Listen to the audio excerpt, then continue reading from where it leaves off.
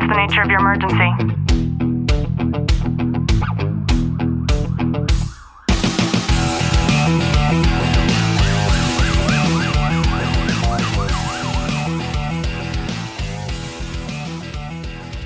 Welcome back to the Tactical Living Podcast. I'm your host, Ashley Wilton, joined by Sergeant Wilton. Clint, how are you? I'm excellent. I thought it was so important for us to be able to talk about the cost of staying silent. And the reason why I came up with this episode was because I had somebody say something to me that I have heard more than once. And this isn't me like beating my chest. I'm simply going to share what I'm going to share with you to demonstrate the importance of making sure that we're checking on people and creating a safe space. But I've had people tell me, you're the first person that I've been able to tell this to. You're the only person who knows this. And when I hear things like that, and they've shared things with me, and this is something incredibly vulnerable and confidential to them. And these are much older people, right? You would think that they would have this like stability of a support circle. But the reality is that a lot of people, I would venture to say most people, have not established that yet. And like I really think about it is the older you get, the tighter and tighter your circle grows or it shrinks. And in saying that, if you're not trying to harbor relationships, especially in the first responder realm, if you have your work people and people rely on those people, if that's your only circle, eventually as you grow older and retire or promote through the ranks, that circle shrinks more and more. And I think that's one thing that it's not talked about enough, is because there has to be a divide between you as a supervisor or you as a retiree with your circle of friends in that instance, because you open yourself up to more like liability and stuff for poor decisions that they might possibly make. But you still have to have your core people to really have that shoulder to lean on to ask for support. What I'm about to say doesn't apply to everybody. We've talked about this before, and what I'm about to say does not apply to everybody, but the younger officers have this right when it comes to like the touchy-feely, like it's okay to talk about my feelings, this is how I'm feeling kind of thing, which can work against them in many regards too.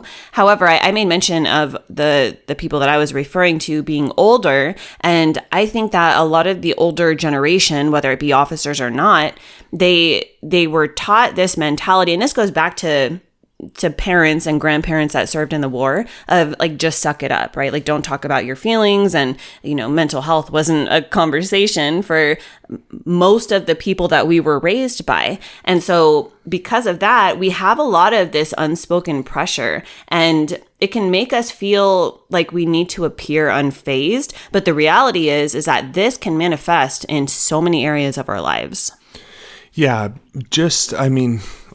like I think of us growing up, it's just rub some dirt on it, you'll be fine. And really thinking in that dynamic, it creates more harm than good. Is there some times where I think that's a good way of looking at things? Absolutely. But the more you harbor those negative emotions, that's what's creating this dynamic within our society of the ongoing depression, ongoing negative thoughts that people are having because they're not being able to express themselves, especially when you're walking that line. Yeah, and something absolutely disgusting that I see, and I've said this, like I really do think we're breaking and may have broken the stigma when it comes to mental health around law enforcement, and the whole George Floyd thing helped with that. And I still see, though, especially in smaller departments, where a lot of officers are worried about speaking up or seeking out help or assistance because they're worried about not only the kind of backlash or chitter chatter that might happen, but a lot of them too are fearful of things like promotion later on down the line. Yeah, because if you're expressing yourself, if you're pushing that information out because it's affecting you, there's that, you have that younger dynamic versus older dynamic where it's a completely different mindset. And I think the hardest challenge that we're faced with right now is, one, you have people willing to talk about these situations, which is great, but you have that older dynamic who's higher up in administration and they're promoting through the ranks to where they're like, no, we never had this available to us, so why do you need it? Or it was never a problem for us. Why is it a problem for you? Yeah, and that's where I think that biggest pushback is that we're seeing right now. So a lot of times too, we don't realize how important our language is. And what I mean by that is it's very important for us to make sure that as we carry on our lives, when somebody comes to us and they express how they're feeling, right? And you identify that there's something that they are uncomfortable with, there's something that they're dealing with right now, this triggered them. There could be a million reasons why, right? A lot of the times, especially with men, right? I grew up with them. There might be something like, oh, you're just a sissy, or like you're just being soft, or like it's not a big deal. And when we do that, it discredits our emotion on the other end. And it makes us feel like it's invalidated or like we really shouldn't be expressing ourselves. And so the next time around that we might be feeling that way, chances are we're going to keep our mouth shut. And so it's really important that when we are caring about our lives and we're having these discussions, that we acknowledge the person who's expressing them to us, because it takes courage, right? It really does. And then we validate what they're saying. And then we ask what they need from us. Yeah, and it's important too, is the more senior you are, to lead by example. And if there's something that may not necessarily affect you the same way, but being able to articulate, okay, well, am I recognizing these issues? Or, this incident was a hard incident for me to go to because of XYZ. And even though those younger individuals aren't seeing, they're like, oh, I don't need to talk about this. I don't need to deal with this because it's not affecting me the same. It gives them an excuse almost to say, okay, it is okay to talk about this. So another issue that I see in most departments, some are trying with great effort to remedy this, is only having conversations around mental health when it comes to crisis management. And leadership especially might be the ones who are only kind of opening up that circle and that safe space for these discussions to be had during crisis management. And this is a very unhealthy way to be able to carry on throughout the agency, because it makes an individual think that unless something is dire, unless something really catastrophic just happened, then it's not okay for me to feel any particular way, it's not the truth. Yeah, being only debriefing those major incidents, and because those major incidents may not affect you in a negative way whatsoever, but something minute can have such a major impact on you and you don't even know why.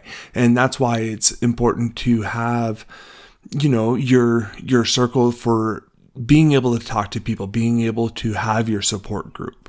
You made mention of like having those people, and be that person who actually pays attention to this sort of thing. It's very important. Clint and I had a conversation while he was at work last week, and we're talking about whatever updates we were sharing, and he's standing next to a body that's hanging.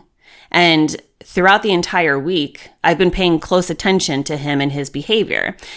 Didn't talk about this with him. I didn't bring it to his attention. It's just a thing that's not normal, right? It's not normal for something like that to happen.